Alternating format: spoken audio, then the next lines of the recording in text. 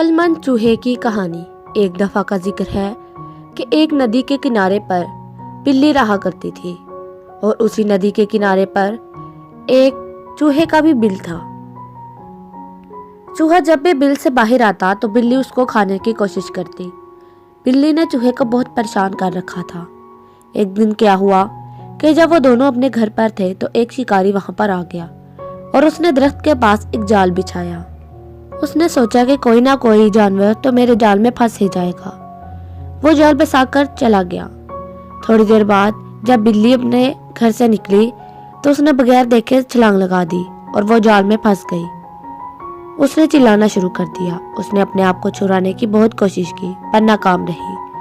تھوڑی دیر بعد جب چوہا اپنے بل سے نکلا تو بلی اس کی خوشامد کرنے لگی کہ تم مجھے یہاں سے نکال دو، ہم دوستی کر لیں گے۔ لیکن چوہے نے کہا کہ ہم تو جانی دشمن ہیں، میں تمہاری مدد کیوں کروں؟ دل میں چوہا بھی بہت خوش تھا کہ اب اس کی بلی سے جان چھوٹ جائے گی۔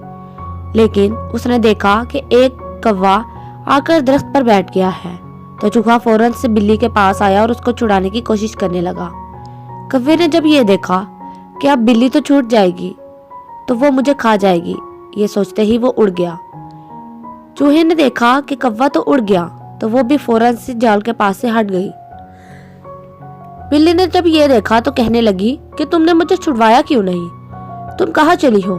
تو چوہے نے کہا میں تو صرف تمہیں چھڑوانے کی اداکاری کر رہی تھی تاکہ کوا یہاں سے چلا جائے۔